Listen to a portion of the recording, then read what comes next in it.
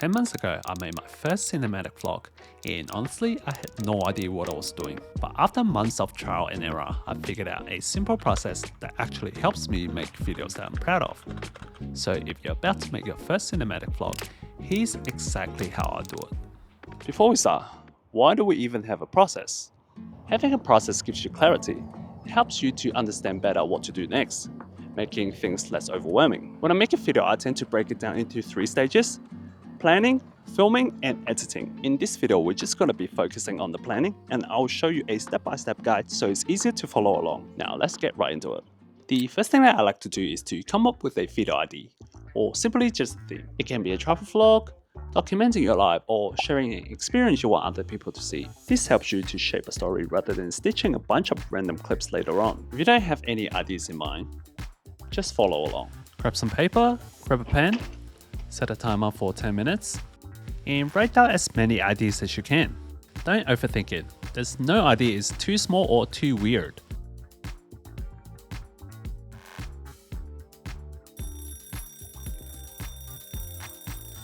Okay, 10 minutes is up, and I have this many ideas already. Now just pick one idea you're most excited about and save the rest for later. Let's say I'll choose 48 hours in Melbourne. Once that's sorted, it's time to think about the title and thumbnail. If you want people to watch your vlog, your title and thumbnail matters. It's better to have a rough idea before you start filming. Sometimes I forget about this as well. I get so excited about an idea, I just jump straight into scripting and planning. But trust me, this is something you want to do. At this point, I'll try to come up with a few titles that tie back to the video idea. I know it can be tough, especially for vlogs, since you don't know what's going to happen, but you don't need to finalize anything now. Just having one working title can give you some sort of direction for your video. Now, moving on to thumbnails. 95% of the time, I just grab a frame from my footage. I don't usually take a separate thumbnail, so I don't have a final thumbnail at this stage, unless it's something that I've already taken from previous footage, but you can still plan for it. Sometimes I'll just write out what I want it to look like, what sort of text I want to add, how I see it in my head. Other times I'll find inspiration from other creators and save those thumbnails as a reference. And one more thing, try to have at least 3 thumbnails, as YouTube allows you to run tests on them. There can be variations of the same thumbnail, but it's good to have options. After that, I'll start planning a rough outline of the video. Although we can't exactly predict what's going to happen, but at this point, you probably have some sense of what you are going to talk about since you have a video idea. So try to outline as much as possible. It will help your story to flow better. I usually just bring down everything in my head. Don't worry about the order right now. Just get it all down so you don't forget. I like using dot points so I can quickly get my points across. It doesn't have to be perfect. Just clear enough that you know what you're talking about when you come back to it. Everything you see right now is built in Notion. I recently made my own Notion template because I realized I needed a better system to manage my life and my work. And that's where Skillshare, the sponsor of this video, comes in. Skillshare is one of the most popular online learning platforms for creatives, with literally thousands of classes you can take. Whether you're into content creation, arts and crafts, animation, or productivity, there's always something for you. Recently, I've been taking Ali Abdal's Notion class. If you don't know him, he's probably the most well-known productivity and time management creator on YouTube. I've been watching his videos for a while now, so it's good to see him teaching classes on Skillshare because I know his contents are genuinely valuable. His class really helped me figure out how to use Notion more effectively and build a system that actually works for me.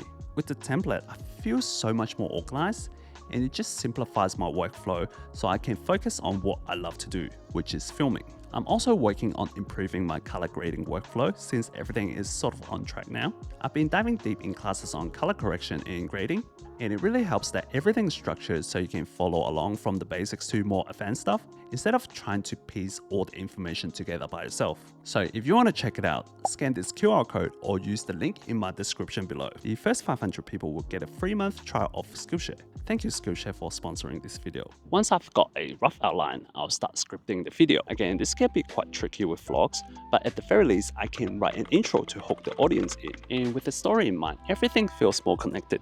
It makes it easier for the viewers to follow along. For example, in this video, I made sure to write the intro in advance so I can grab the audience attention. This helps to set up the story so the viewers can have something to look forward to.